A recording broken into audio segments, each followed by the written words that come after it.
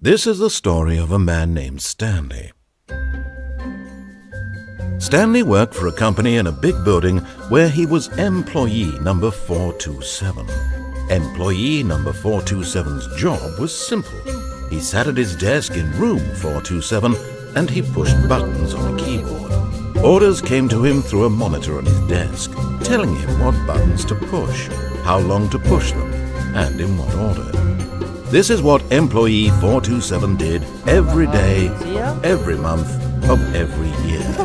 And although others might have considered it soul-rending, Stanley relished every moment that the orders came in, as though he had been made exactly for this job. And Stanley was happy.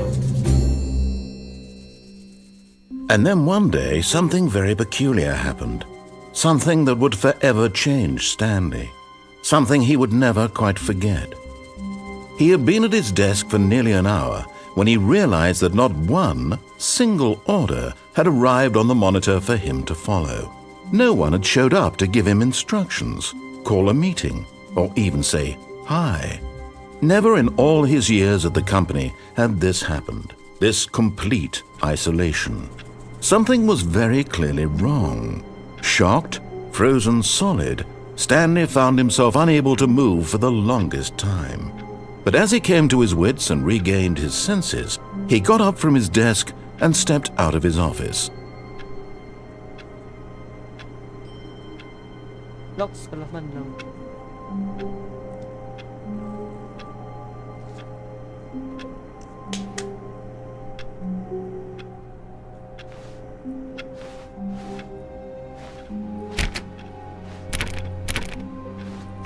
All of his co-workers were gone.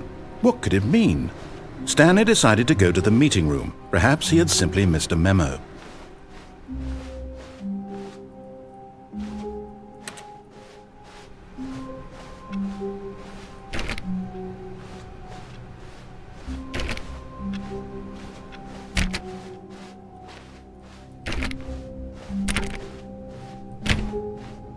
When Stanley came to a set of 2 open doors, he entered the door on his left. This was not the correct way to the meeting room, and Stanley knew it perfectly well. Perhaps he wanted to stop by the employee lounge first, just to admire it. Ah, yes, truly a room worth admiring. It had really been worth the detour after all, just to spend a few moments here in this immaculate, beautifully constructed room. Stanley simply stood here, drinking it all in.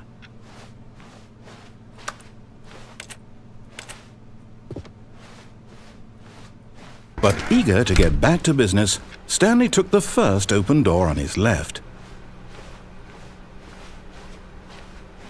Stanley was so bad at following directions, it's incredible he wasn't fired years ago. Look, Stanley, I think perhaps we've gotten off on the wrong foot here. I'm not your enemy, really, I'm not. I realize that investing your trust in someone else can be difficult, but the fact is that the story has been about nothing but you all this time. There's someone you've been neglecting, Stanley. Someone you've forgotten about. Please, stop trying to make every decision by yourself. Now, I'm not asking for me, I'm asking for her. This is it.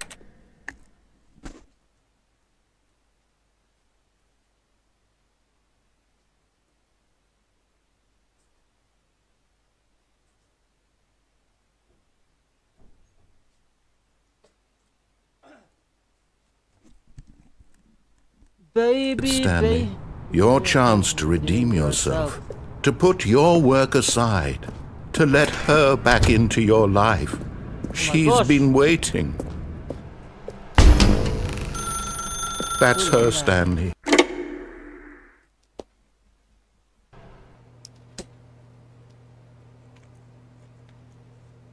Oh, Stanley, is that you? Hold on, sweetie. Sorry to keep you waiting. I'm just pulling the bread out of the oven. All right. Okay, there we go. All right, now, I want you to come in and tell me all about your day. Gotcha. Oh, come on. Did you actually think you had a loving wife who'd want to commit their life to you? I'm trying to make a point here, Stanley. I'm trying to get you to see something. Come inside. Let me show you what's really going on here. Sorry, but you're in my story now. This is a very sad story about the death of a man named Stanley. Stanley is quite a boring fellow. He has a job that demands nothing of him, and every button that he pushes is a reminder of the inconsequential nature of his existence.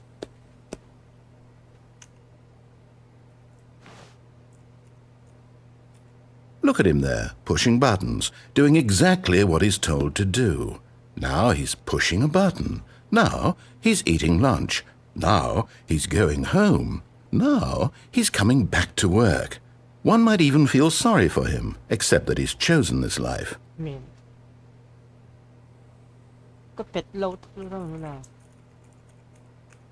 But in his mind, he can go on fantastic adventures. From behind his desk, Stanley dreamed of wild expeditions into the unknown, fantastic discoveries of new lands. It was wonderful, and each day that he returned to work was a reminder that none of it would ever happen to him. And so he began to fantasize about his own job. First, he imagined that one day while at work, he stepped up from his desk to realize that all of his co-workers, his boss, everyone in the building had suddenly vanished off the face of the earth. The thought excited him terribly. So he went further. He imagined that he came to 2 open doors and that he could go through either. At last, choice. It barely even mattered what lay behind each door.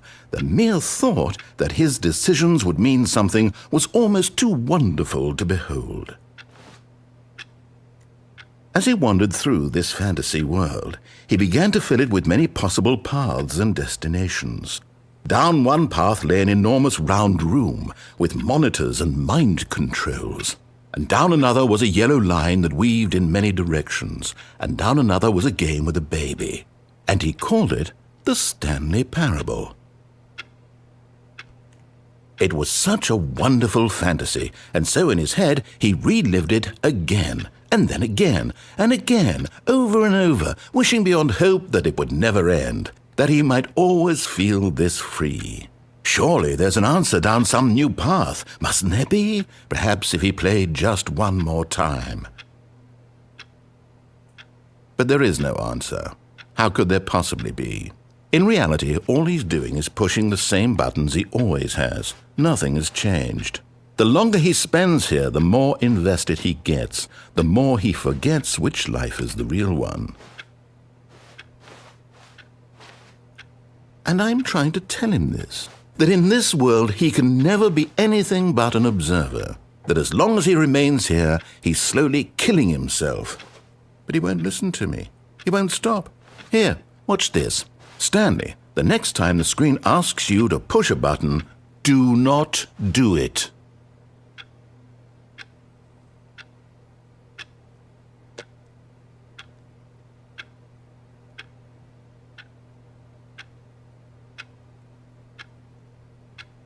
Tapos somla, what?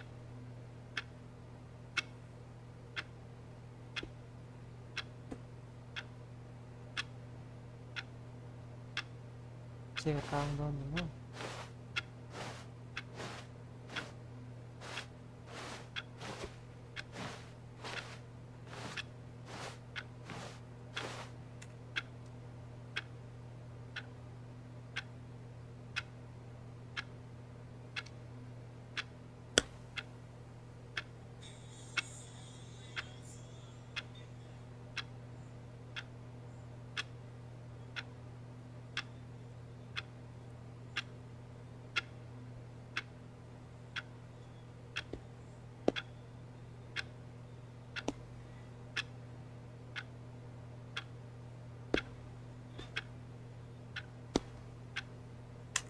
You see? Can he just not hear me?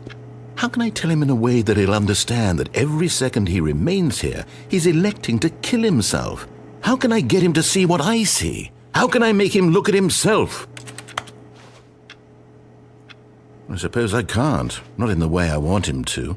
But I don't make the rules. I simply play to my intended purpose, the same as Stanley. We're not so different, I suppose. I'll try once more to convey all this to him. I'm compelled to. I must. Perhaps, well, maybe this time he'll see. Maybe this time. And I tried again, and Stanley pushed a button. And I tried again, and Stanley pushed a button. And I tried. What?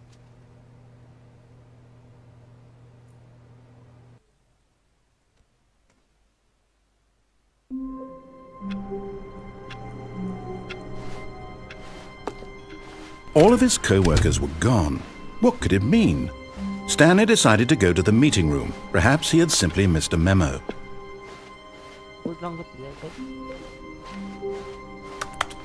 When Stanley came to a set of 2 open doors, he entered the door on his left.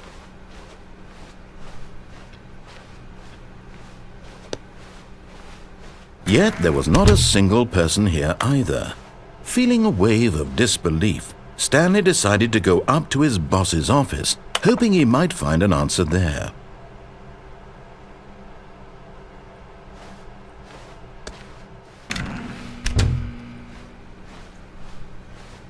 Coming to a staircase, Stanley walked upstairs to his boss's office.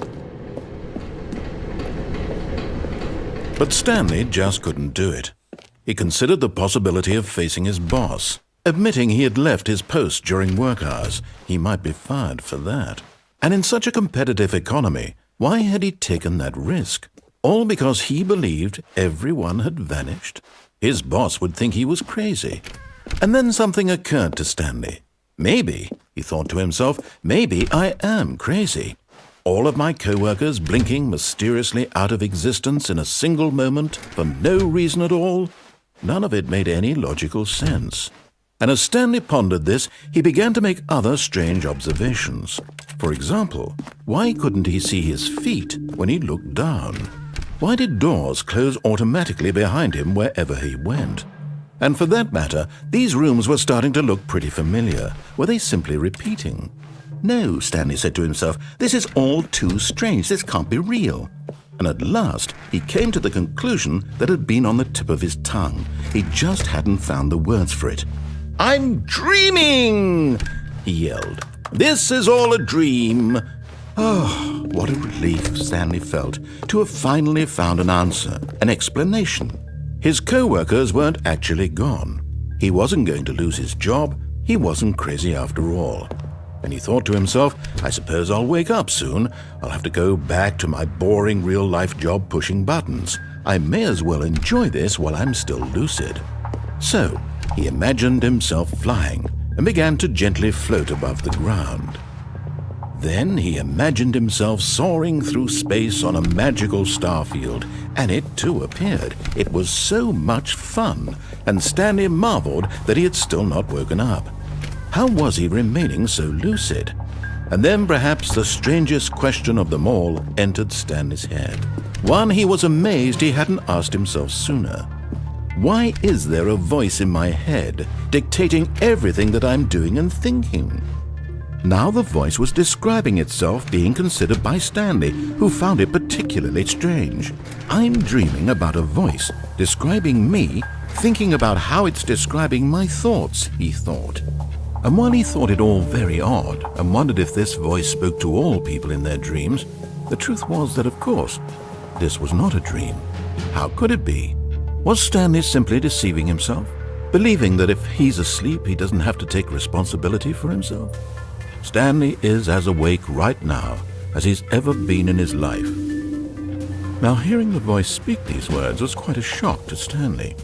After all, he knew for certain, beyond a doubt, that this was in fact a dream. Did the voice not see him float and make the magical stars just a moment ago? How else would the voice explain all that? This voice was a part of himself too. Surely, if he could just... He would prove it. He would prove that he was in control, that this was a dream. So he closed his eyes gently, and he invited himself to wake up.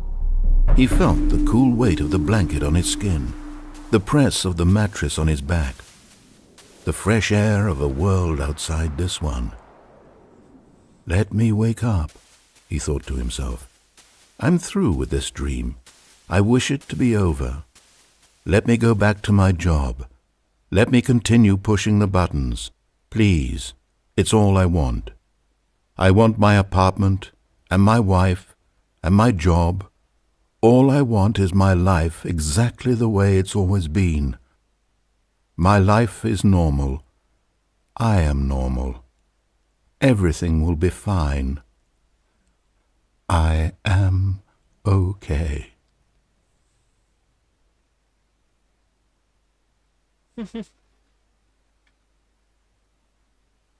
Stanley began screaming.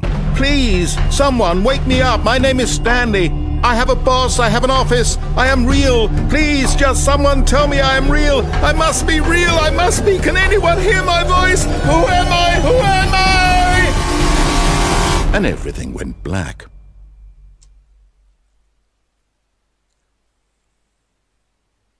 This is the story of a woman named Mariella. Mariella woke up on a day like any other. She arose, got dressed, gathered her belongings, and walked to her place of work.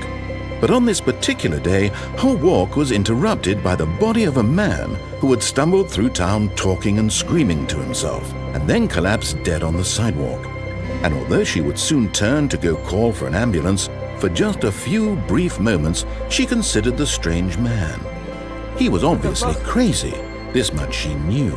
Everyone knows what crazy people look like. And in that moment, she thought to herself how lucky she was to be normal. I am sane. I am in control of my mind. I know what is real and what isn't. It was comforting to think this, and in a certain way, seeing this man made her feel better. But then she remembered the meeting she had scheduled for that day, the very important people whose impressions of her would affect her career, and by extension, the rest of her life.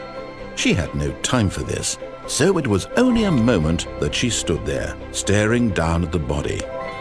And then she turned and ran.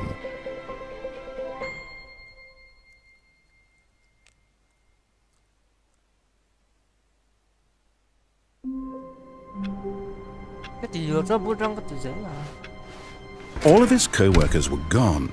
What could it mean? Stanley decided to go to the meeting room. Perhaps he had simply missed a memo.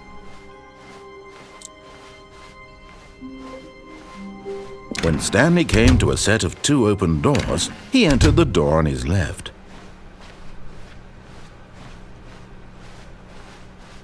Yet there was not a single person here either. Feeling a wave of disbelief, Stanley decided to go up to his... Coming to a staircase, Stanley walked upstairs to his boss's office.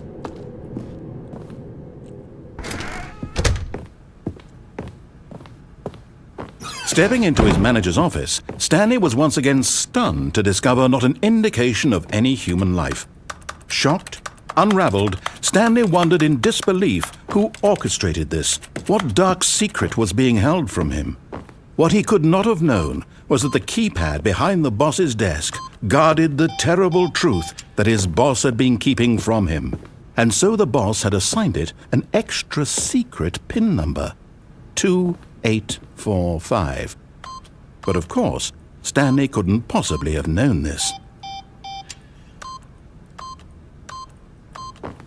Yet incredibly, by simply pushing random buttons on the keypad, Stanley happened to input the correct code by sheer luck. Amazing. He stepped into the newly opened passageway.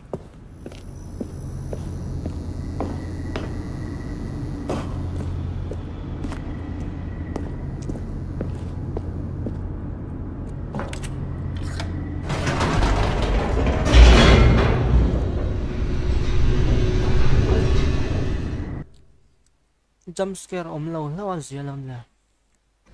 Descending deeper into the building, Stanley realized he felt a bit peculiar.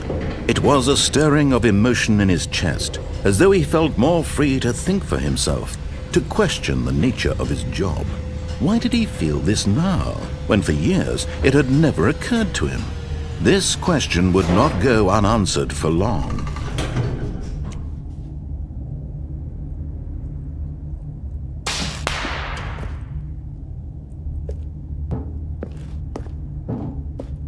Stanley walked straight ahead through the large door that read Mind Control Facility. Vô trong thì ra cho.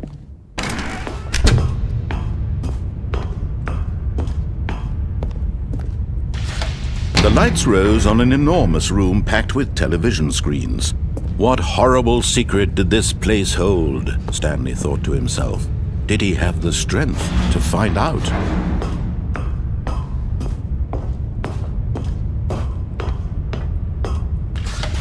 Now the monitors jumped to life, their true nature revealed. Each bore the number of an employee in the building, Stanley's co-workers. The lives of so many individuals reduced to images on a screen, and Stanley, one of them, eternally monitored in this place where freedom meant nothing. 4-7 something. This mind control facility, it was too horrible to believe. It couldn't be true. Had Stanley really been under someone's control all this time? Was this the only reason he was happy with his boring job? That his emotions had been manipulated to accept it blindly? No, he refused to believe it. He couldn't accept it. His own life in someone else's control? Never! It was unthinkable. Wasn't it? Was it even possible? Had he truly spent his entire life utterly blind to the world?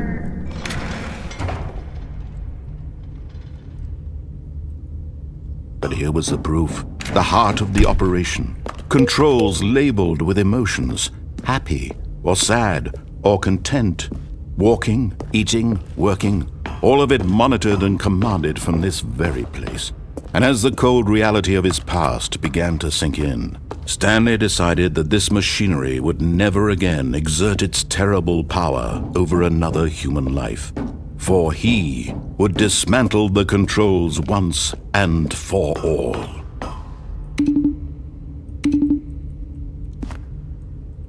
Offline.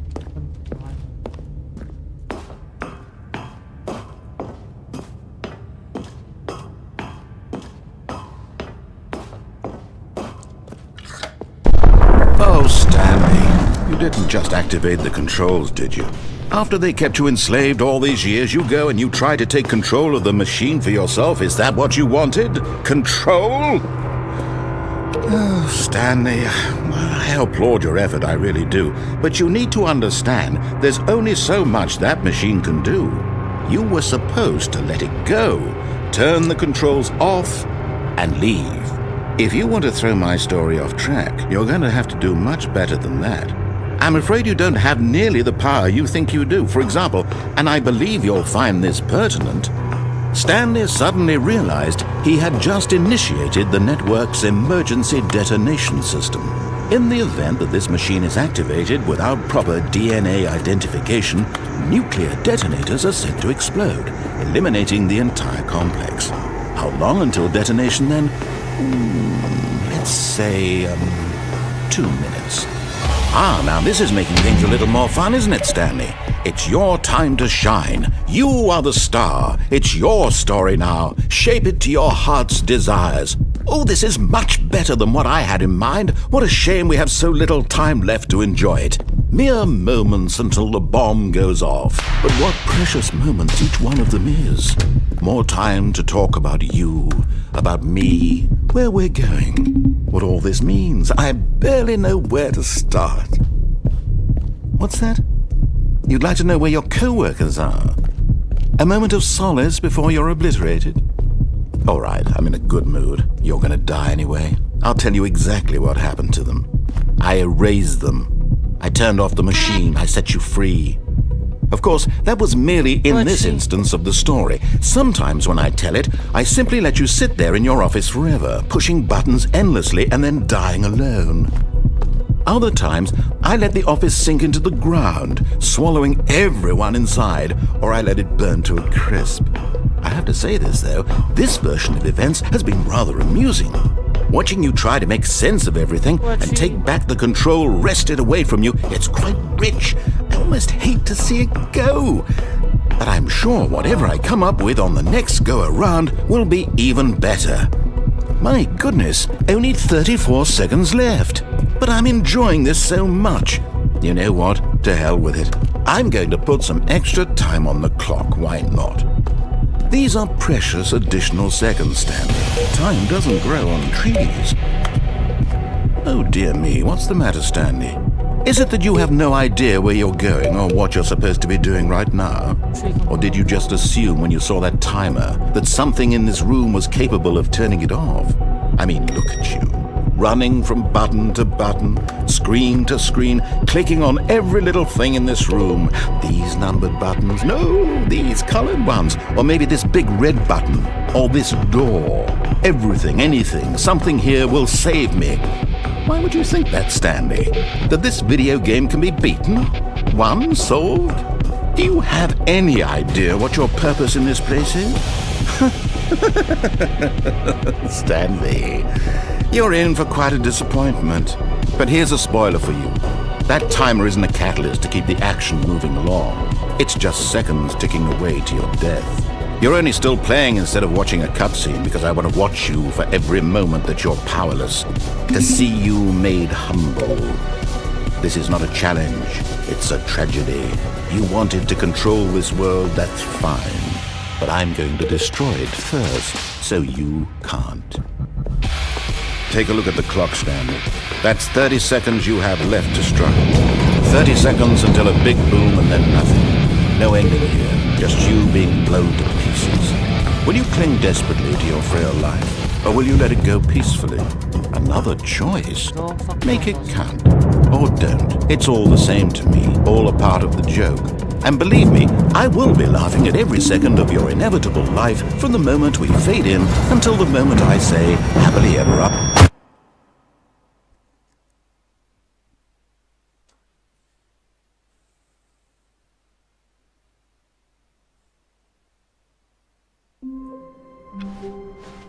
All of his co-workers were gone. What could it mean? Stanley decided to go to the meeting room. Perhaps he had simply missed a memo.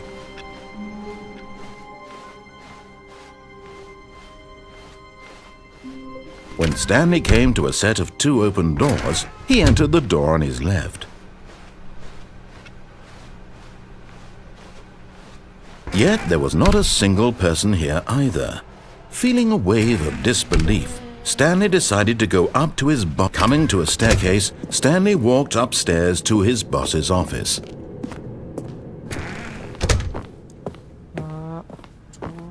Stepping into his manager's office, Stanley was once again stunned to discover not an indication of any human life.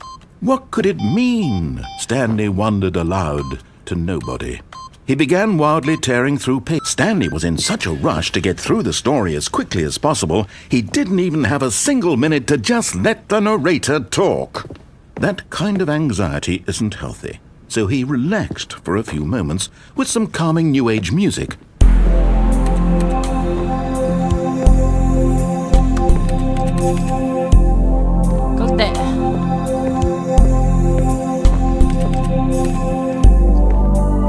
Feeling soothed and rejuvenated, Stanley calmly walked forward into the opened passageway.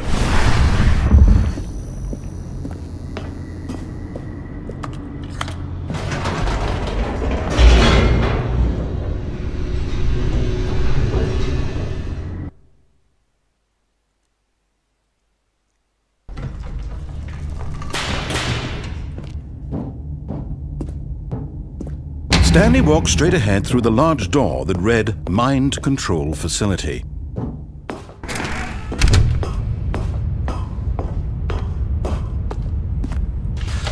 The lights rose on an enormous room packed with television screens. What horrible secret did this place hold? Stanley thought to himself. Did he have the strength to find out?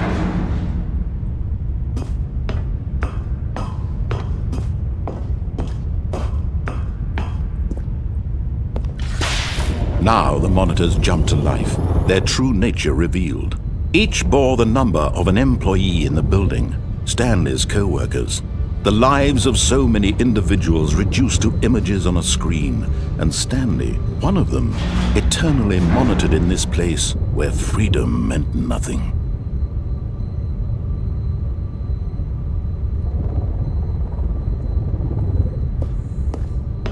กระชวกลุตุก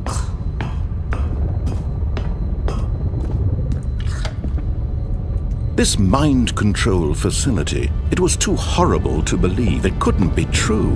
Had Stanley really been under someone's control all this time? Was this the only reason he was happy with his boring job? That his emotions had been manipulated to accept it blindly? No, he refused to believe it. He couldn't accept it. His own life in someone else's control? Never! It was unthinkable. Wasn't it? Was it even possible? Had he truly spent his entire life utterly blind to the world?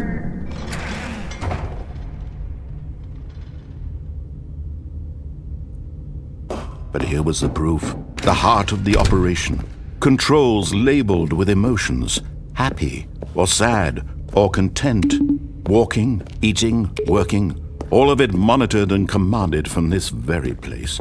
And as the cold reality of his past began to sink in, Stanley decided that this machinery would never again exert its terrible power over another human life.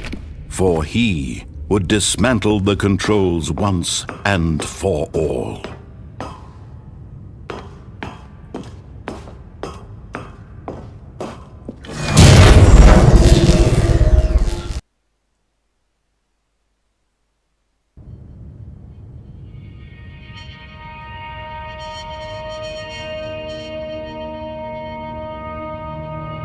Blackness and a rising chill of uncertainty.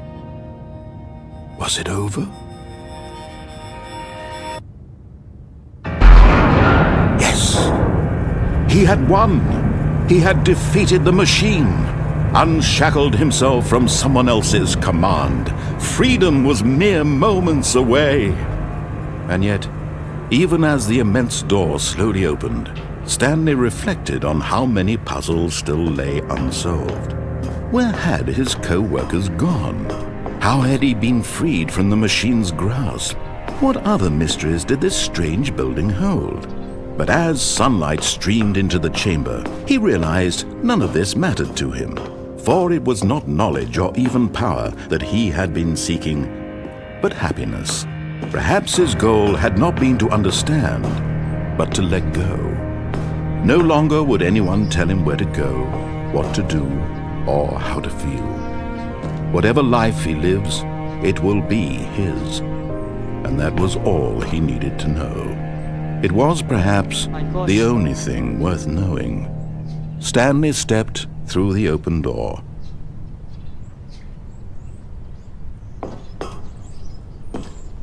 Stanley felt the cool breeze upon his skin, the feeling of liberation, the immense possibility of the new path before him. This was exactly the way, right now, that things were meant to happen. And Stanley was happy.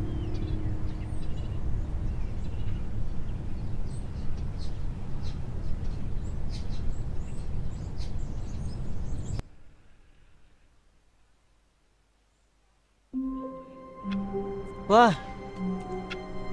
diesel kan नहीं मिल. Stanley decided to go to the meeting room to check on his co-workers. He never functioned well by himself and constantly needed support and guidance from others, so the thought of total solitude was terrifying to him. When Stanley came to a set of 2 open doors, he entered the door on his left.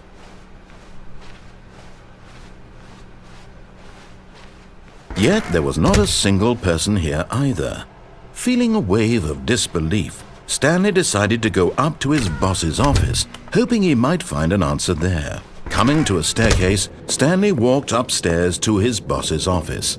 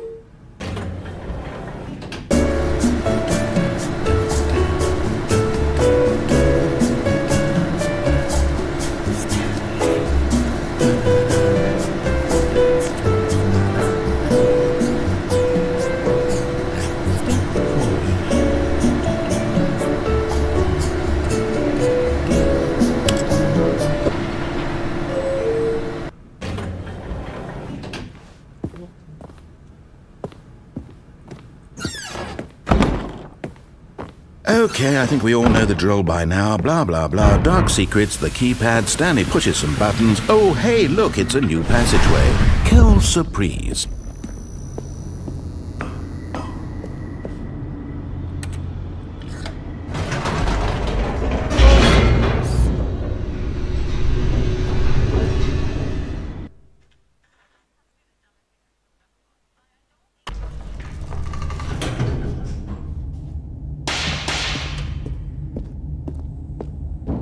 Stanley walked straight ahead through the large door that read Mind Control Facility.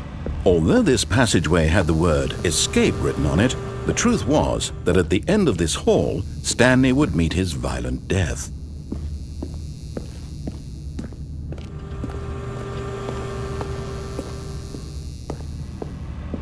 But of course, Stanley thought better of it and realized he simply had too much to live for.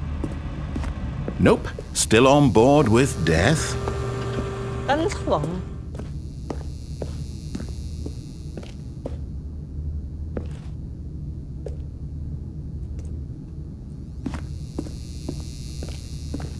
The door behind him was not shut. Stanley still had every opportunity to turn around and get back on track.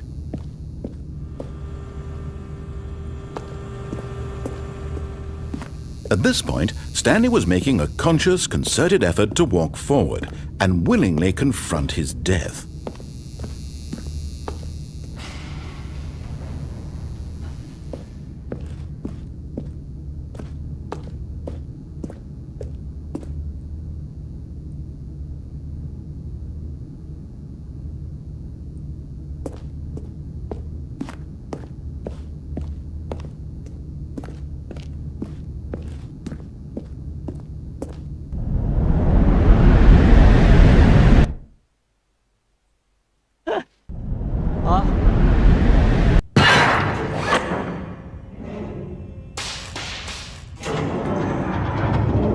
As the machine whirred into motion and Stanley was inched closer and closer to his demise, he reflected that his life had been of no consequence whatsoever.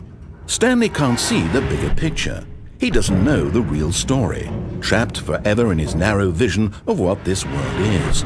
Perhaps his death was of no great loss, like plucking the eyeballs from a blind man. And so he resigned and willingly accepted this violent end to his brief and shallow life. Farewell, Stanley.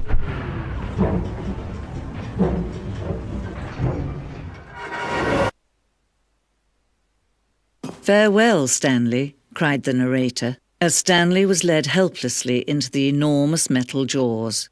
In a single visceral instant, Stanley was obliterated as the machine crushed every bone in his body, killing him instantly.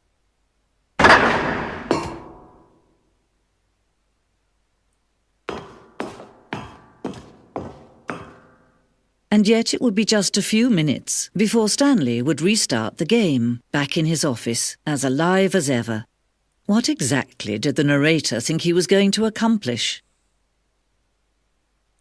When every path you can walk has been created for you long in advance, death becomes meaningless, making life the same. Do you see now? Do you see that Stanley was already dead from the moment he hit start?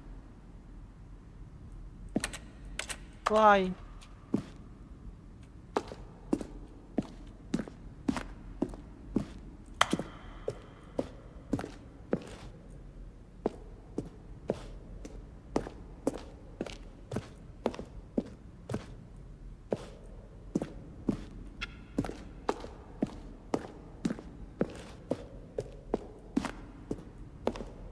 Plausible to you? Now then, this elevator for sure would get him right back on track to where he was supposed to be in the story. When Stanley came to the lift, he traveled upward to the power source at the top of the facility to end this injustice forever. Stanley pushed the orange lever.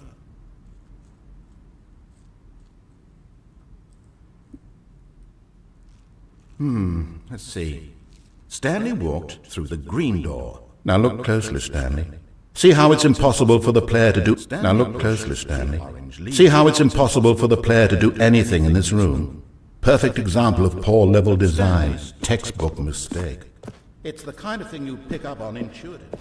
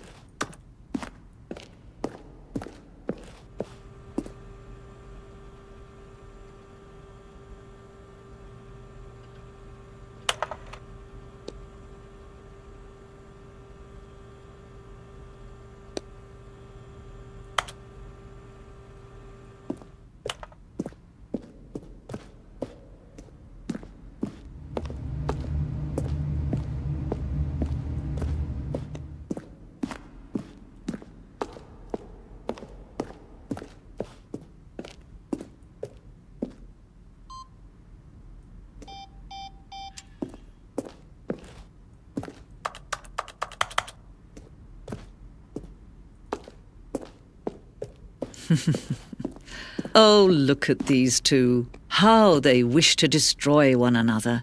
How they wish to control one another. How they both wish to be free. Can you see? Can you see how much they need one another? No, perhaps not. Sometimes these things cannot be seen. But listen to me. You can still save these two. You can stop the program before they both fail. Push escape and press quit. There's no other way to beat this game. As long as you move forward, you'll be walking someone else's path. Stop now and it'll be your only true choice. Whatever you do, choose it. Don't let time choose for you. Don't let...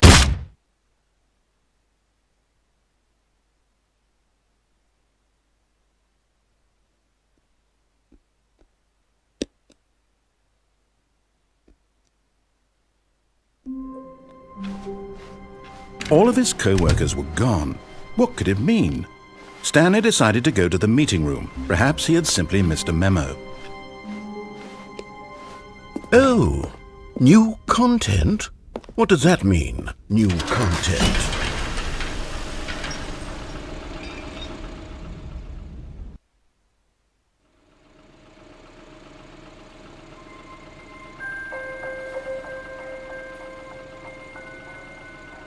Hello, and thank you for playing The Stanley Parable Ultra Deluxe. As you may know, The Stanley Parable was a video game released in 2013 on home computers. After receiving critical and commercial success, it was expanded upon in 2022 with The Stanley Parable Ultra Deluxe, a reimagining of the game for consoles and home computers. The Stanley Parable Ultra Deluxe features exciting new content that broadens and expands the world of the Stanley Parable, delighting audiences the world over. Please, step inside and see what thrilling new adventures await in The Stanley Parable Ultra Deluxe. Oh, well, this sounds delightful. I'm very excited to see the thrilling new Ultra Deluxe content.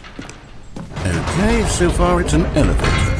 Nothing special yet, but I'm sure it's just the beginning of a mesmerizing adventure.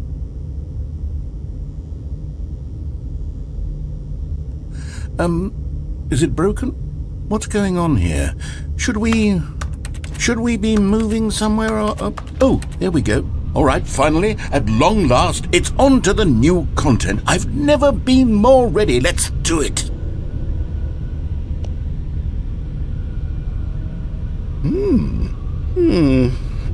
I have to say, initial impressions of Stanley Parable Ultra Deluxe, mostly tedious. It's as if Oh, okay. Let's see the content. Give me the content, Stanley.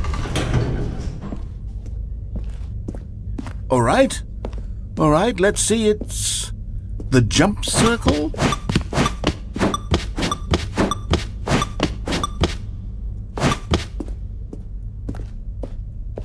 Is that it?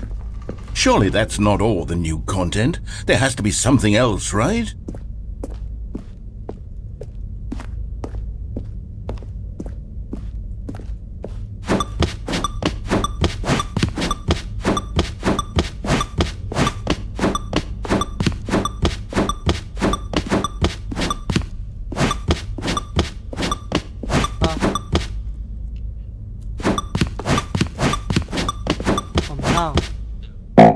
ผมนั่ง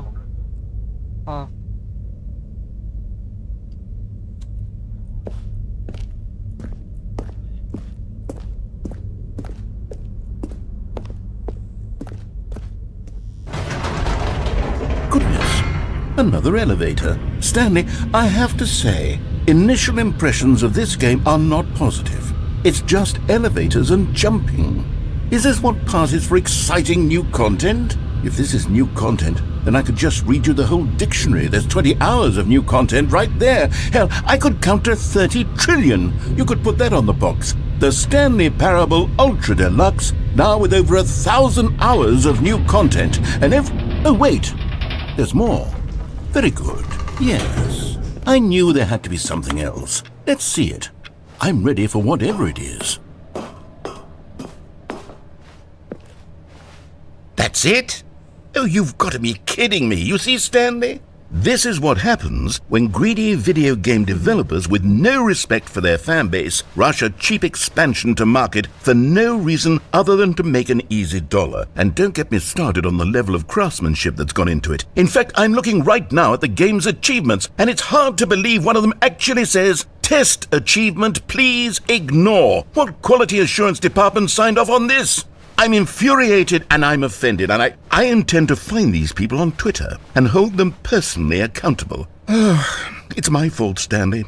I built up too much anticipation around the new content, I'm afraid. It could never have lived up to such expectations.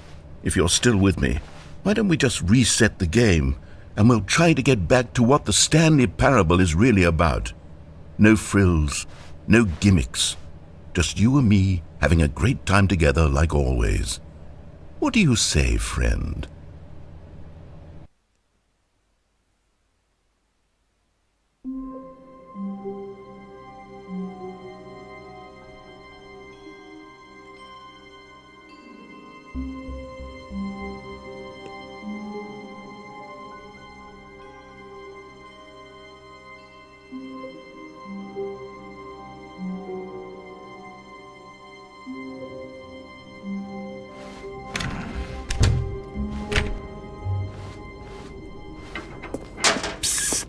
Stanley, come over here. In the vent. I want to show you something.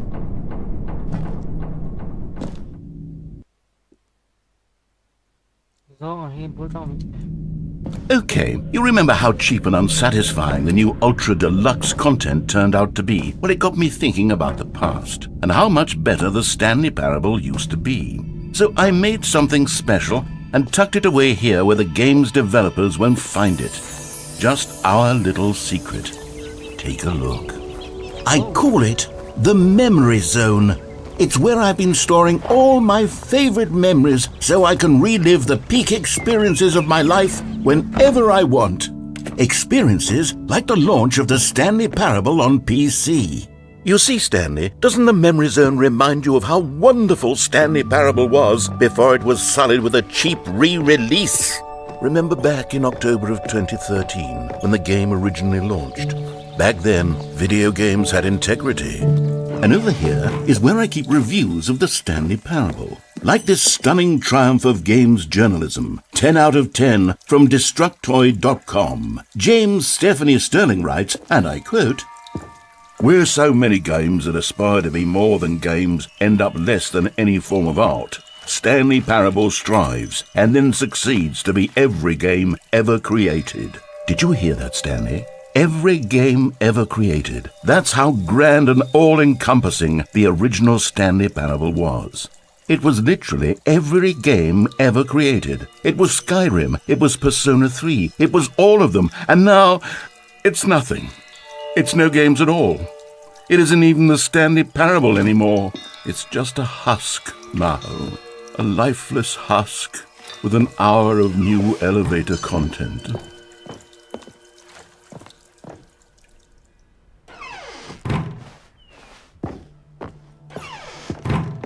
Here's another moving passage, this time from GameSpot.com. The Stanley Parable is both a richly stimulating commentary on the nature of choice in games and one that offers some of the most enjoyable, surprising, and rewarding choices I've ever been confronted with in a game. 9 out of 10. Don't you get it, Stanley? The game was perfect. It didn't need anything else. It didn't need new content. It just needed to be left alone, to spend the rest of time collecting dust in the hallowed hall of beloved video game memories.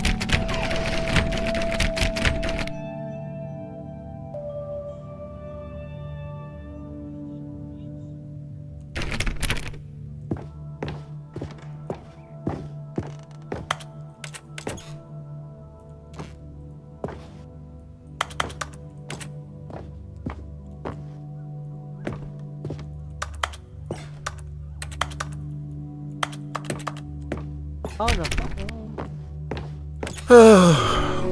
These were simpler times, Stanley. What I wouldn't give to go back, to have it all over again. Wait, hang on. I don't recall this part of the memory zone before. What's this? What's down here? Oh no. Oh God, no. Stanley, it's a collection of reviews from Steam, the online video game distributor. I haven't looked at these in years. I can't even imagine what's been collecting down here. Surely these reviews were glowing as well, weren't they? Honestly, I could not be bothered to play this game to full completion. The narrator is obnoxious and unfunny, with his humor and dialogue proving to be more irritating than entertaining. Unfunny! I'm not trying to be funny. I'm trying to make a serious work of art. I suppose I could write up a handful of gags to insert into the Stanley Parable, but the game is already such a densely layered web of profound philosophical insights that I can't even imagine where I'd have the room to stick them.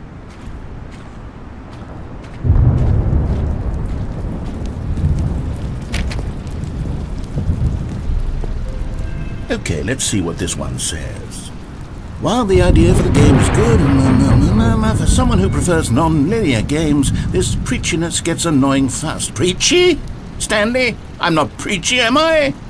You can tell me if I'm preachy. Honestly, you can. Oh, goodness. This is actually quite shocking for me. Well, to be honest, I had always thought of the game's dialogue as being rather terse to begin with. You can't know how much fluff I cut from the game to get it to feel as light and airy as it... Well, I always thought it did. But maybe it wasn't. Dear, what an awful memory to have to hold on to. These black marks on my otherwise unimpeachable track record. I feel like a failure. Like I let these people down. Perhaps the Stanley Parable isn't quite as... What's this one got to say? You constantly have to stop doing anything so the narrator can catch up with his long-winded explanations of what's happening. I wish there was a skip button. A skip button? Well, yes. Yes, I think we can do that. If I'm truly too preachy, then maybe letting you skip ahead for just a moment, surely it couldn't hurt. Not if it means we can strike these negative reviews from the record. Only positive reviews of the Stanley Parable. That's my motto today, and it's always been my motto. I'd do anything for the customer, Stanley. Yes, a skip button we shall have. And here it is. Go ahead and give it a shot. I'll pop you... Oh, you're back, you see. You were only frozen in time for a few minutes, but it was plenty of time for me to deliver a long, rambling monologue full of unnecessary verbal flourishes and lengthy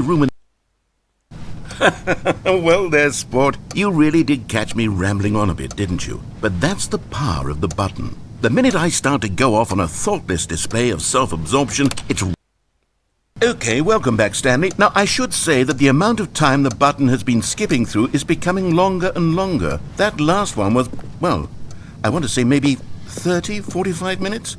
It's not unendurable by any means, but there's really only so much I can ramble on to myself. Stanley, please don't push the button again. It's been 12 hours. You've just been frozen there. I don't know why the skips are getting longer, but they're really... Oh, Stanley, you're back. You're back. Oh, my goodness. I have someone to talk to again. Stanley, I think it's been a week. Or 2 weeks. I've been... Oh, hello. It's you. You're here again. Welcome. I have had time to think about you and about us and about everything we've been through. I've had so much time. I stopped...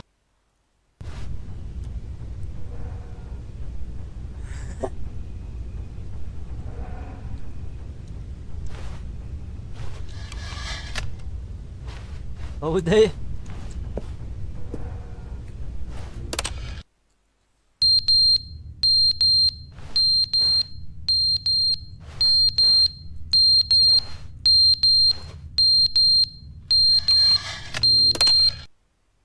But they didn't understand the game was never meant to be funny. It was meant to have a point. It was meant to speak to the human condition. But where are the jokes? Where are the jokes? They bemoaned, they screamed, they gnashed their teeth and said, "End."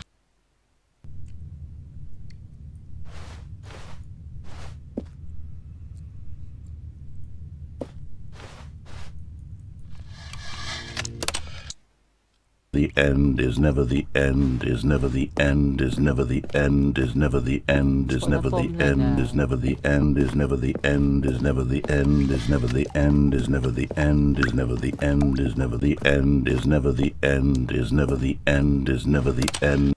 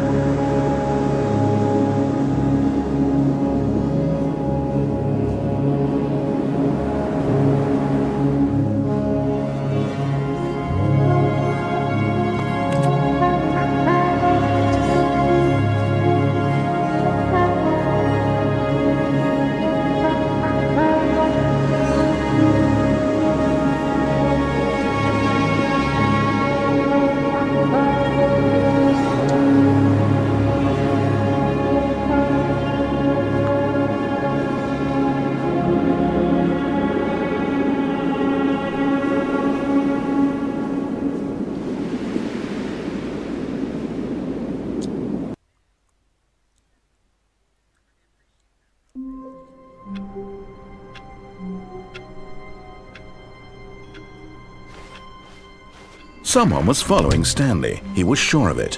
If he checked over his shoulder now, he would surely catch them. It was only a matter of time.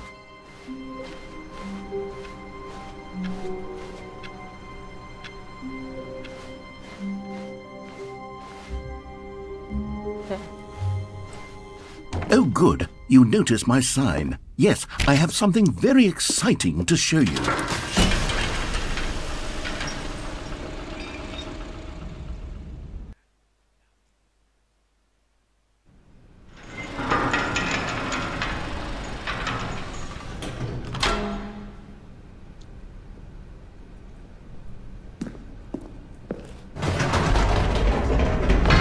You see, Stanley, I've been reflecting on the Stanley Parable and about how roundly disappointing this ultra deluxe version has turned out to be.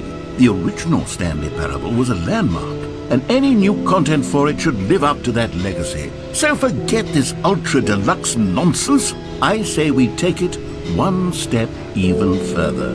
Which is why I'm very proud to announce for the first time ever, the Stanley Parable 2.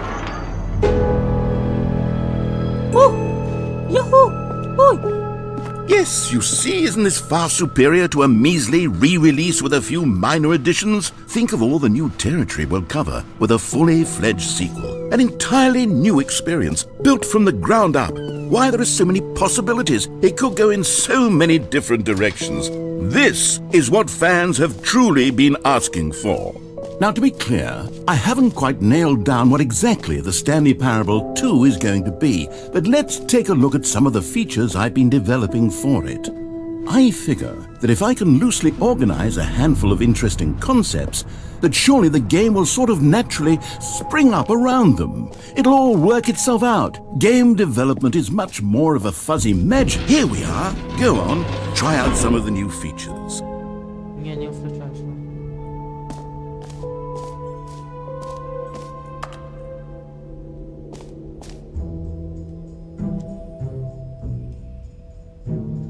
Name of the player on the display name.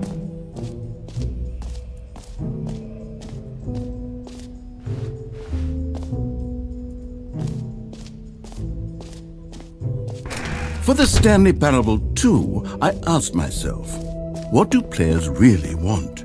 And of course, the first and most obvious answer is that they want to be individually recognized and validated as people. So with that in mind, my first addition to the game is this button which speaks the name of the person playing the game. Isn't that Sorry, I should have clarified. Right now, the button only says the name Jim. But of course, in the final game, this button will say your name, whatever name that is. Here, let's have you role-play as Jim to really simulate the full experience of this feature. Just play along. I promise you'll love it. Okay, here we go. Let's take a deep breath, clear your mind, forget whoever you are, and simply become a person named Jim. I want you to imagine yourself living as Jim, sleeping and waking as Jim, falling... Jim. Whoa, hold on. I wasn't finished setting up the backstory. If you don't properly roleplay as Jim, then you'll never understand the impact of this button. Otherwise, it's just a stupid button that says somebody else's name. Okay, we're doing it again, and this time let me finish first. Now, allow yourself to become Jim. All right, fine, whatever. It's just a meaningless button that says Jim. Are you happy now? Get out of here. I'm done with this button. Why don't you go humiliate me in front of a different feature that I worked very hard on?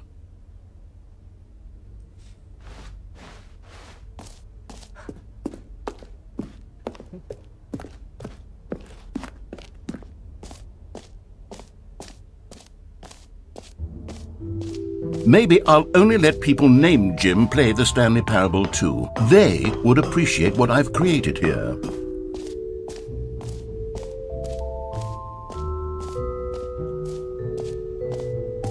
Setting World Champion Infinite for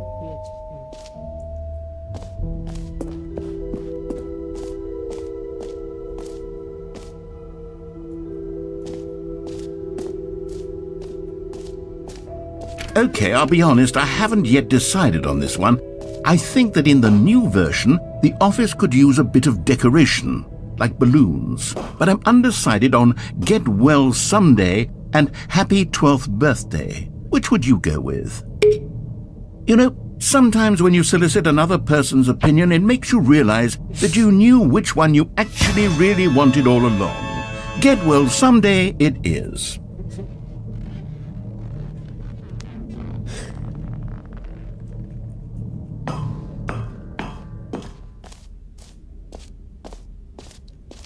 Or actually, maybe I should have gone with... No, I've made my decision. We're moving on.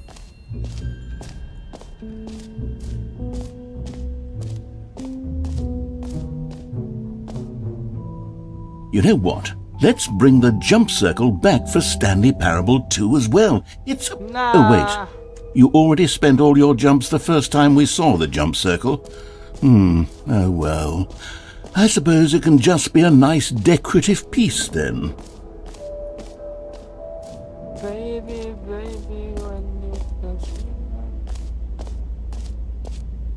Stanley, here's an idea that I'm truly fond of. It's never been done before in a video game. This is in fact a hole that you can fall down forever. That's right. Infinite falling.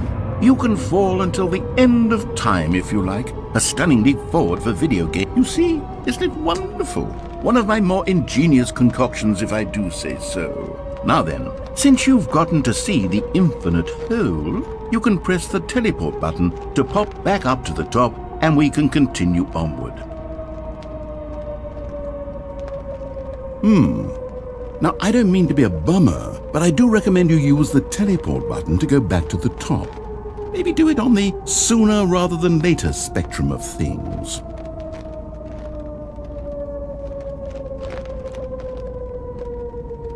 Okay, Stanley, I don't know quite how to say this tactfully, but it's possible that I slightly exaggerated the infinite nature of the hole. Is it a very, very deep hole? To be certain it is. It's an extremely deep hole.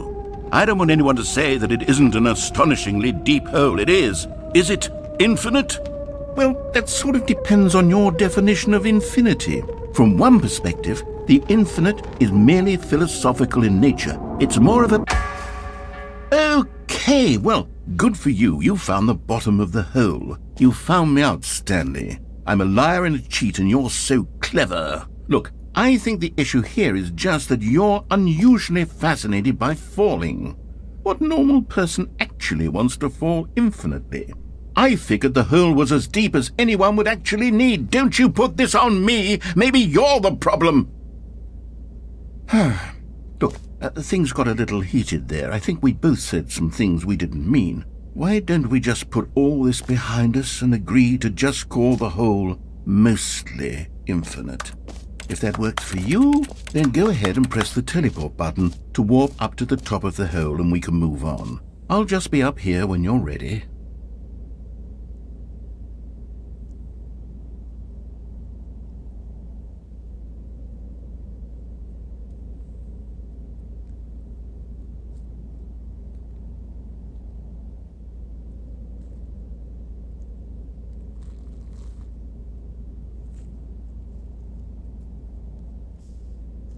Great. Now, I'm very excited to show you even more of my idea. Oh, for heaven. You see, I was right. The problem is you. The problem is that you like holes too much. Not normal. A normal person would have said, yep, that's an infinite hole right there. Goes on forever till the end of time. Don't need to see it all, but not you. Oh, no, no, no, no. You have a weird sort of... Oh. Did the hole seem even shorter to you this time? I couldn't help but feel like you spent a little less time in there than you did before. I mean, admittedly, I didn't make an infinite hole, but I didn't think it was that not infinite. Well, I suppose once again there's nothing to do here. If you decide you've had enough of the hole, you can hit the teleport button and come join me up above. Had enough? I'm positively thrilled. Oh gosh, how could I have guessed? You're back in the hole. If this starts to become a thing where... Wow. Okay. Yes. I'm starting to become extremely certain that the hole is not only not infinite, but that it's growing steadily less and less infinite. I suspect that I'm starting to hit the point where it's no longer feasible to call the hole infinitely deep, even by the lax overall standards for accountability and marketing. What's going on here? Stanley, I have no explanation for the uncertain nature of the hole's length. Here, let's try something. Let's pop back up to the top, and we'll see if it gets any shorter. Well, there it is. The shame of my lie. How is this still appealing to you? I know you're obsessed with holes, but at this depth, I just can't see this scratching the itch. Oh, who am I to judge? You just do whatever it is you're here to do and hit the teleport button when you're ready to move on. Is the, teleport button not working? You sure? Well, I mean, I really don't have an explanation. It was working just a moment ago. Try it again. Still nothing? Well, I suppose there is one thing I can do to fix this. I'm out. Goodbye, Stanley. You couldn't bear to be away from the hole, and now you'll get more time with it than you could ever have asked for. It's a win for everyone. You get to be with the hole, I get to do literally anything else. Take care, Stanley. I hope you and the hole have a wonderful rest of eternity together. Bro.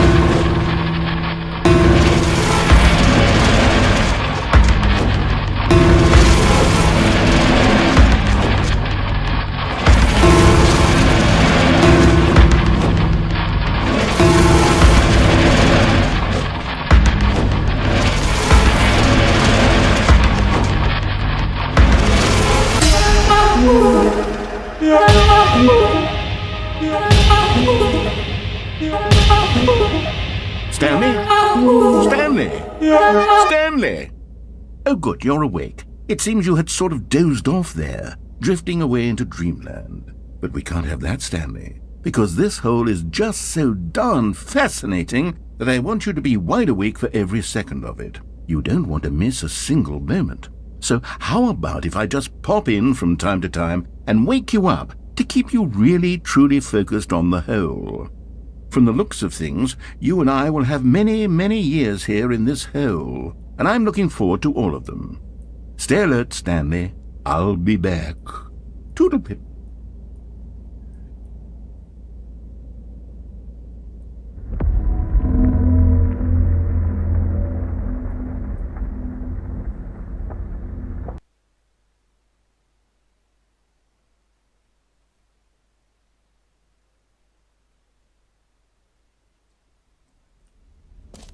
Here we are. Go on. try out some of the new features.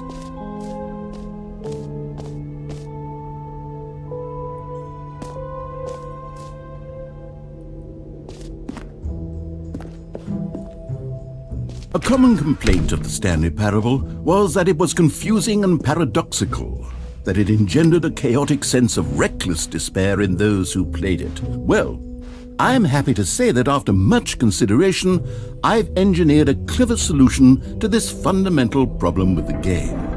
It's the Stanley Parable Reassurance Bucket. You see, Stanley, anytime you're holding the bucket, a sense of calm and ease will fill your mind and your heart. It's true. As long as you hold on to the bucket, the many disorienting contradictions of the Stanley Parable will feel perfectly normal and perhaps even comforting.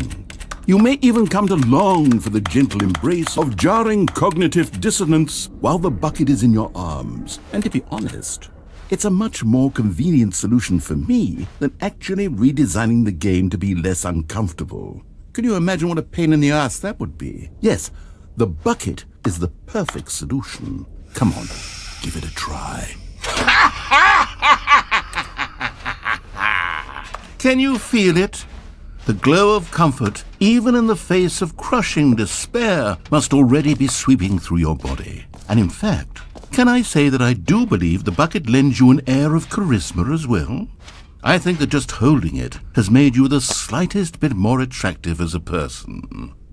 The benefits of the bucket seem to go on, don't they? All this and more await you in the Stanley Parable 2.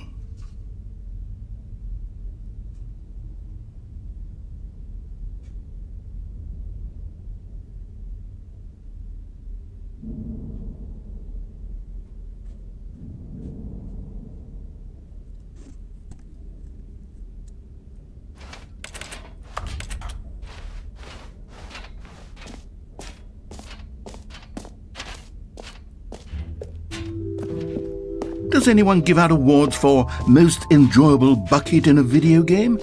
That really should be an award if it isn't already.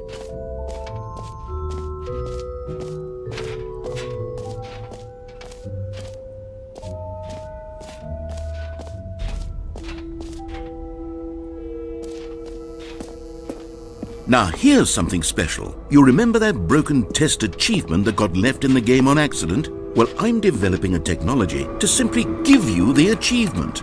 Yes. You see, okay, perhaps I should have clarified. This is technology that will exist. Right now, the achievement is still fully broken. I'm not a wizard, Stanley, but I guarantee it will be fixed in the sequel to at last satisfy the hordes of ravenous fans all over the world who have been uproariously demanding this feature. Gamers, we hear you, and I promise it will happen.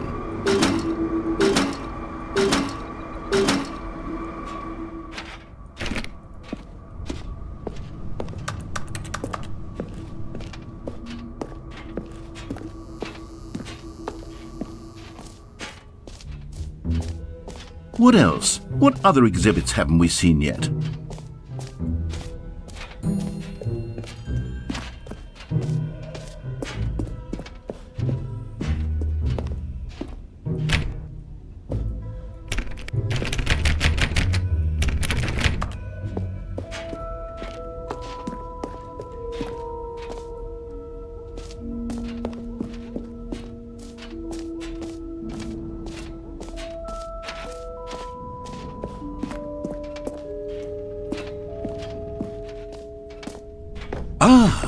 Collectibles.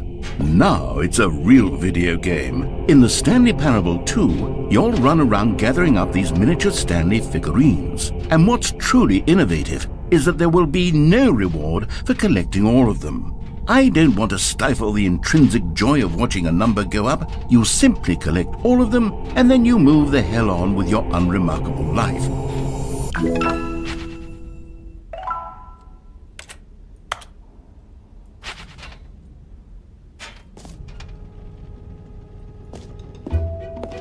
God, it really is the worst when you collect everything in a video game and then they give you a big fancy reward. Calling it the Stanley Parable 2 is just so much catchier than Ultra Deluxe, don't you think? Ultra Deluxe? What does it even mean? But the Stanley Parable 2 Now that's an artistic statement right there. It's future-oriented. It screams progress and innovation and long-term franchising potential. All right, have you seen everything you wanted to? Ready to move on now? Aldo.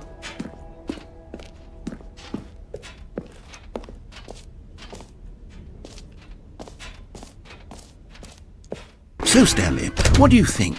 Do you like all of the new features? Yes, I know it's not exactly clear yet how exactly these features will come together as one single coherent video game, but I can feel it in my soul. It's going to work. There's definitely a good game in there somewhere. Say, let's do an experiment. I'll arrange these new features together, and we'll see whether or not it coheres into a meaningful gameplay experience. Okay, are you ready? Here it is. I give you the Stanley Parable 2. Huh? I mean, there's potential here, right? It's sort of... Okay, never mind. Hold on, let me do a different arrangement. Okay, yes, this is much better. I feel good about this. Here we go. Version 2. Who am I kidding, Stanley? This isn't a coherent video game at all. It's a lot of gags. And I do very much enjoy creating gags, but they don't add up to anything.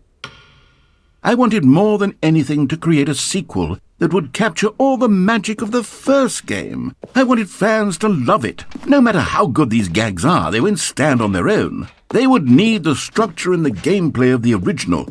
Wait, maybe that's it. I can take the original Stanley Parable and simply, insert a few of my new features into it. Tastefully, of course. With respect. With care for the vision and integrity of the original game.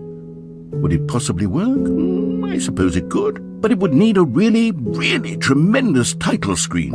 A title screen that says with bold and uncompromising conviction, "This is the Stanley Parable 2. Let me see if I can whip something up. All right, perfect. Go ahead. Take a look.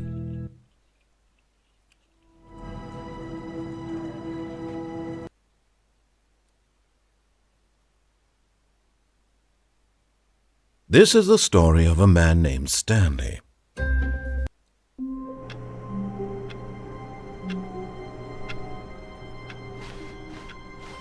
All of his co-workers were gone. What could it mean? Stanley decided to go to the meeting room. Perhaps Stanley picked up the bucket.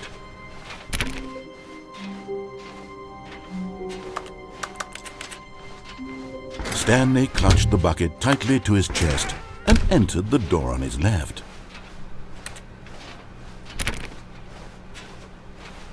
Still no one was here.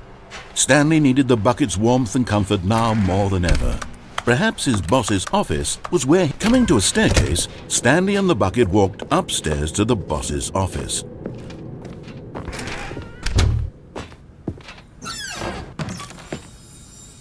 You found one of them. One of the miniature Stanley figurines. Remember, no reward for collecting all of these, only the intrinsic pleasure of a job well done. You can't buy that sort of happiness, Stanley. God knows I've tried. So, I implore you to savor each and every moment you come across one of these beautiful figurines.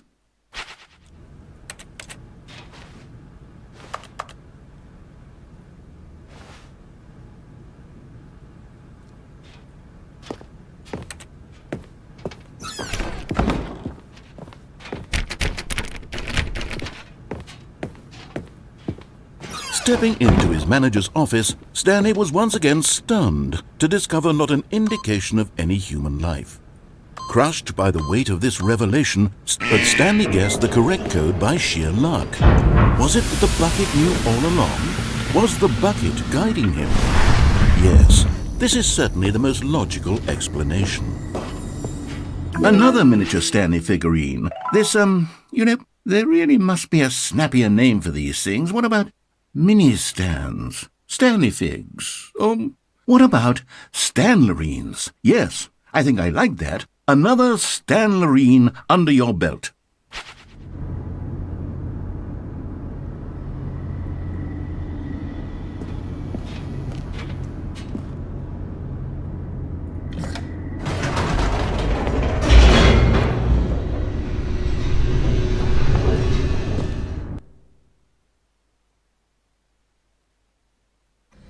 The elevator raced downward, plummeting towards an unknown fate. It would be all Stanley could do to keep himself together, if not for the bucket.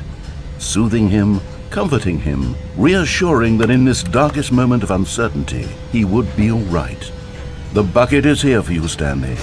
Everything will be fine.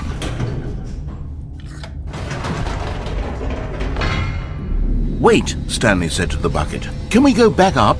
When I was pressing those keypad buttons, there was something very intriguing about the number 3. I want to go back so I can try pressing the number 3 again. The bucket said nothing.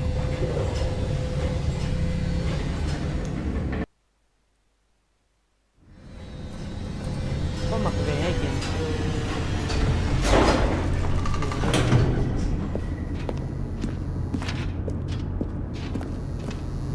Cái này là phở. Here we are, said Stanley. Now I'm going to try out that number 3 button. He took the bucket over to the keypad and began absolutely slamming on the number 3 over and over and over.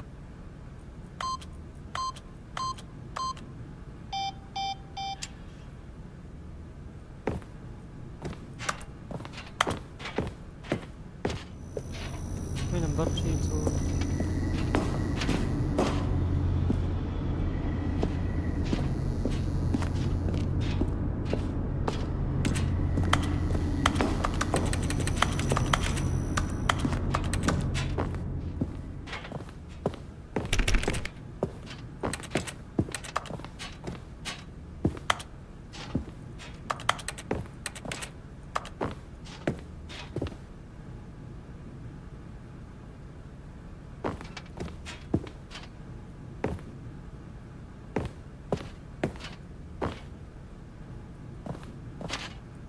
Wow, he said. The number 3 is such a special button. I'm having the time of my life. Stanley looked expectantly at the bucket, but the bucket remained silent. This was a shock to Stanley, who had always felt such a connection with the bucket. How was this not as exciting to the bucket as it was to him? Once Stanley had had enough of the number 3, he got back in the elevator.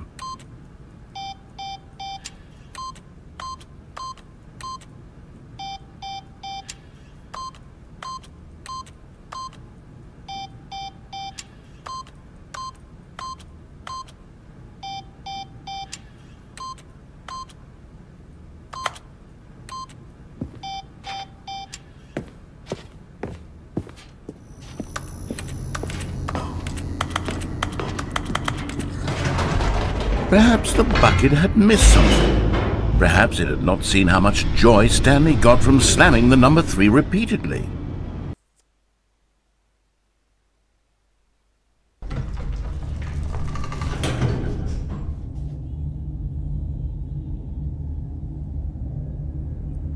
A hint of regret nagged in the back of Stanley's mind. Should he demonstrate the number 3 for the bucket again? Stanley and the bucket walked straight ahead through the large door that read, Mind Control Facility. Although this passageway had the word escape written on it, the truth was that at the end of this hall, Stanley and the bucket would both meet a violent death.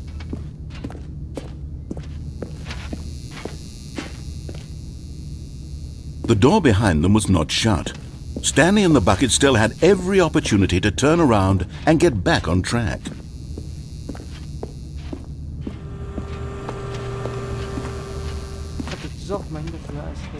But of course, Stanley and the bucket thought better of it and realized they simply had too much to live for.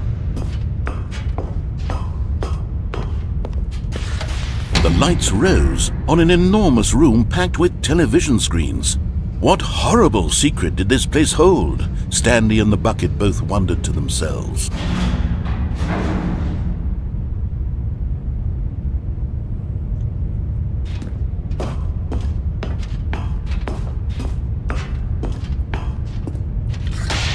The monitors jumped to life, and Stanley nearly dropped the bucket in shock.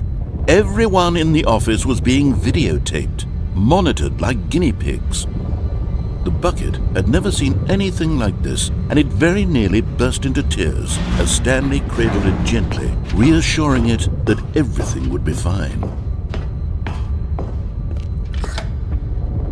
Was the bucket under the mind control facility's influence as well? Had the bucket been told to do things it didn't wish to do? What kinds of things does a bucket want to do or not want to do in the first place? These questions raced furiously in Stanley's feeble mind. No! He screamed into the bucket. He couldn't accept it. His own life in someone else's control, never! He squeezed the bucket tighter, his one friend in the entire world. At this point, he could trust no one except for the bucket.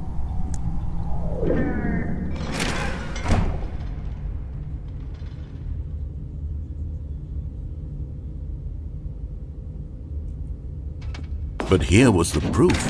The heart of the operation. Controls labeled with emotions, happy or sad or content. Walking, eating, working, all of it monitored and commanded from this very place. And as the cold reality of his past began to sink in, Stanley decided that this machinery would never again exert its terrible power over another human life. For he and the bucket would dismantle the controls.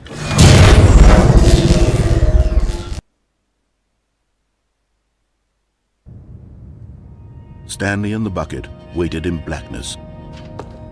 Was it over? Yes, they had done it. Stanley and the bucket had defeated their greatest and darkest enemy, freed themselves from the tyrannical grip of the evil mind control machine. Freedom was now mere moments away. Excitedly, the two of them began to discuss the kind of life they wanted to live once they stepped through this massive door. The bucket wanted to learn to roller skate. Stanley wanted to sneeze in every country on Earth. Both of them wanted to begin watching a movie, any movie, but then stop it halfway through and begin watching it in reverse from the end. True, it was a simple life they envisioned, but it was one they'd lived together, with one another to lean on, to trust, to support, and... What? Wait. What was happening? Why had the door stopped? Was Stanley and the bucket not about to be freed? An unbearable silence filled the room, lingering in uncertainty, until finally the truth hit Stanley square in the face. This building did not want the bucket to leave. Even the facility itself recognized the incredible calming presence of the bucket, needed the soothing warmth of the bucket, would go to any lengths not to part with the bucket. No.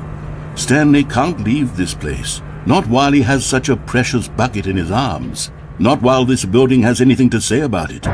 Stanley realized he would never again leave this very room, but at least he has the bucket. To be trapped eternally in darkness isn't really so bad, Stanley thought to himself. As long as I have my bucket with me, right? I'll be okay, won't I? Stanley gulped. Very soon now, he was about to find out.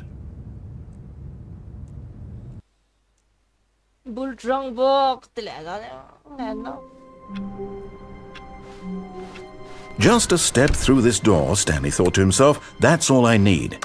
If I can make it through this door, I can make it through them all. Stanley lifted the bucket into his arms, and a wave of comfort rushed over him. Stanley clutched the bucket tightly to his chest and entered the door on his left.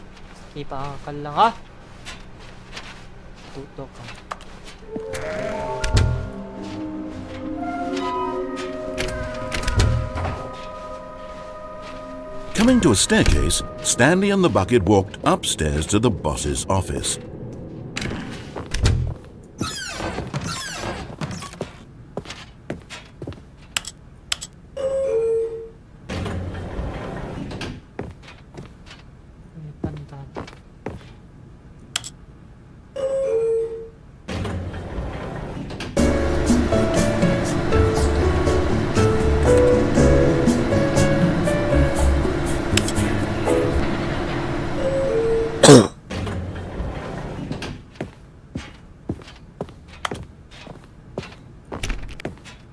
Stepping into his manager's office, Stanley was once again stunned to discover not an indication of any human life. Crushed by the weight of this revelation, Stanley may have broken down into an... But Stanley guessed the correct code by sheer luck. Was it that the bucket knew all along? Was the bucket guiding him? Yes, this is certainly the most logical explanation.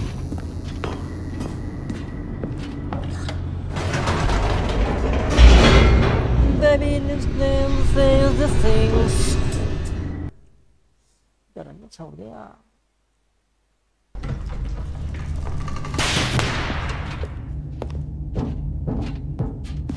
Stanley and the bucket walked straight ahead through the large door that read, Mind Control Facility. Although this passageway had the word escape written on it, the truth was that at the end of this hall, Stanley and the bucket would both meet a violent death. The door behind them was not shut. Stanley and the bucket still had every opportunity to turn around and get back on track. At this point, Stanley and the bucket were knowingly walking forward into a very painful death for each of them.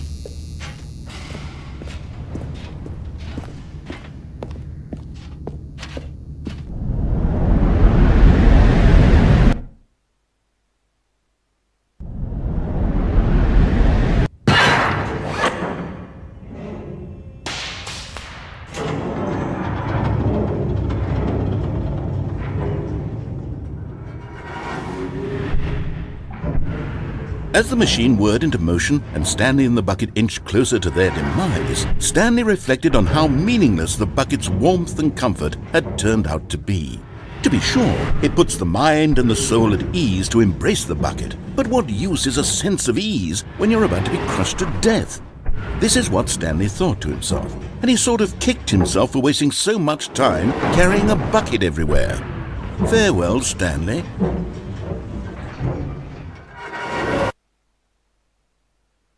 "Farewell, Stanley," cried the narrator, as Stanley and the bucket were led helplessly into the enormous metal jaws. In a single visceral instant, the bucket's life came to an end as it was crushed violently to death.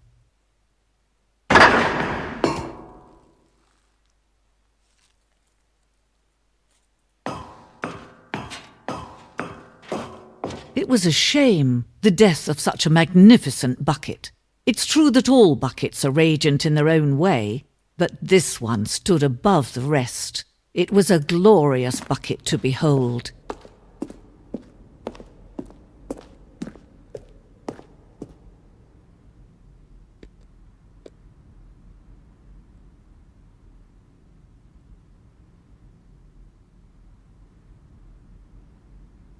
Bakit tabaw day?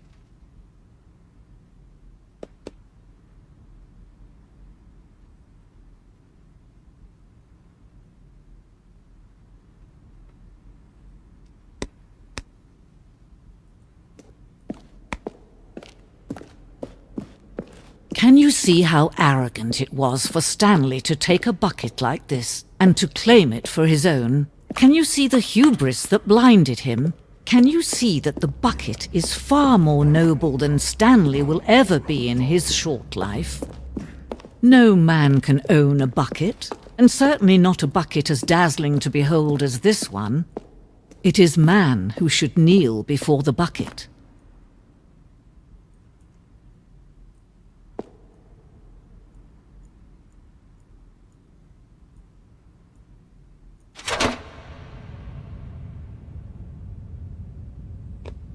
But there is something we can do together, you and I, that will right this terrible wrong.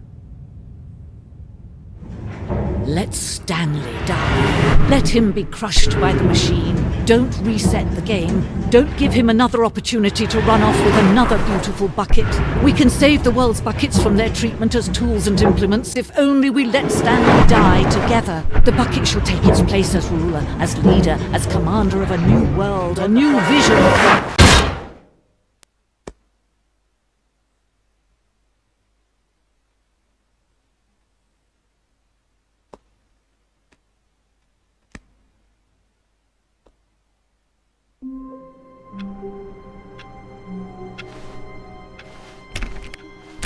All of his co-workers were gone. What could it mean? Stanley decided to go to the meeting room. Perhaps the confusion and the chaos all seemed to melt away as Stanley embraced the bucket.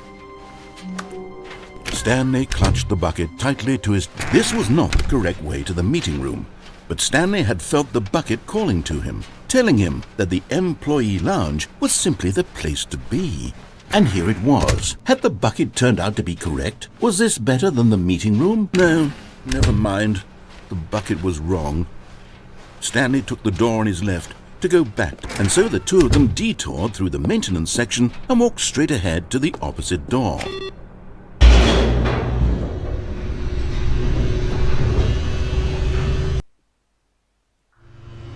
Oh, good, Stanley. I'm glad you found your way here. I knew you'd find this place eventually. You see, your friends and I are concerned for you, Stanley. We've come together here because we care about you very much. It's this bucket you're carrying around everywhere.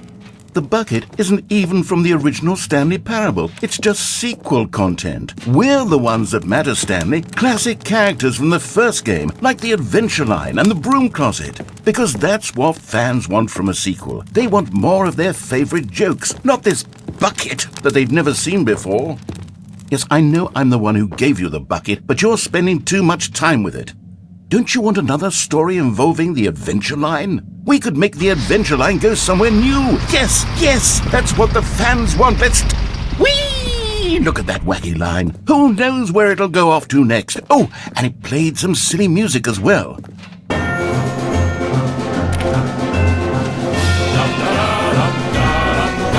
Now this is what the Stanley Parable is all about. Don't you remember all those great jokes from the original dialogue? Also, Stanley is addicted to drugs and hookers. Yes, it's as classic now as it was back then. Let's do it for the fans, Stanley. Let's give them more content exactly like this. But if we want to do that, you're going to have to give something up. Don't you get it, Stanley? We need to get rid of the bucket. That's why I'm very proud to introduce a brand new character. This is the Bucket Destroyer. I think it'll make a wonderful new addition to the rich lore of the Stanley Parable. True, it also was not in the original game, but it's such a well-fleshed-out character with so much personality that to me it already feels as though it's been part of the cast all along. Don't you agree? Can you guess what the Bucket Destroyer does? Surely you don't need me to spell it out for you. Go ahead now, Stanley. Say goodbye to the bucket, and then pop it into the machine when you're ready.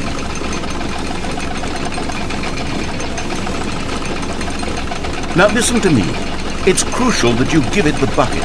I don't know what the Bucket Destroyer will do if it can't destroy your bucket. Destroying buckets is all it knows. That is its singular personality trait.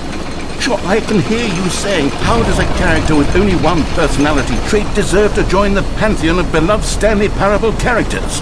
Well, you see, if you were to really explore the Bucket Destroyer, you would see that its desire to crush buckets is so densely loaded with complexity and nuance that it's really like 10 personality traits. What other object in this game can you even say that about? The Broom Closet? Certainly not. I wonder what sort of Bucket Destroyer merchandise the fans will be clamoring for after this. Okay, the Bucket Destroyer is getting very upset now. You'll have to hurry and feed it. We can't get back to the classic Stanley Parable characters like the Adventure Line or the Bucket Destroyer until you crush that damn bucket. Quickly now, the fans are waiting. Do it, the fans, Stanley. Give the fans what they want. Hurry and...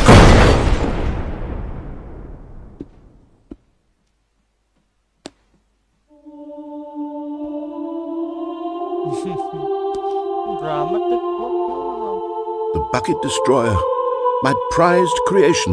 You had so much potential.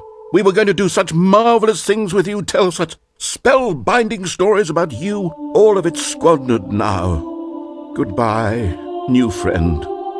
For the moment in time that you were here, you were magnificent.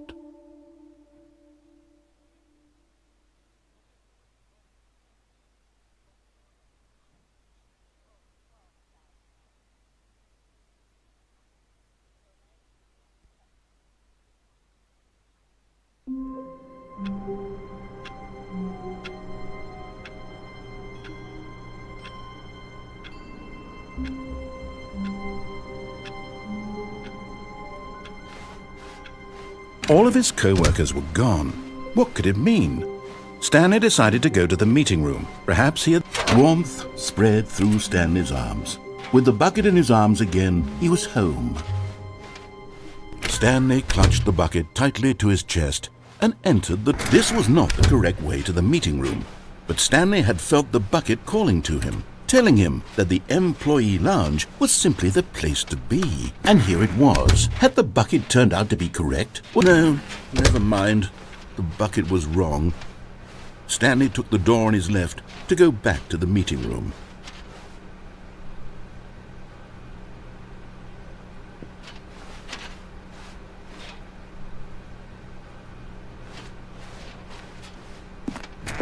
No, Said the bucket.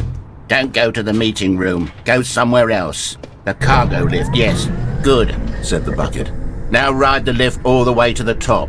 There's something up there I need. But Stanley feared that any path he walked might lead to the separation of himself and the bucket, his dearest friend. So he threw himself to his death, that they might die in one another's arms. How deeply touching.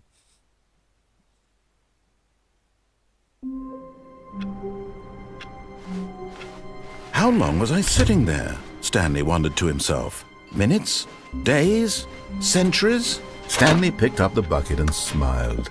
He'd never be alone again, not truly alone, not with the bucket around. Stanley clutched the bucket tightly to his chest and entered the door on his left.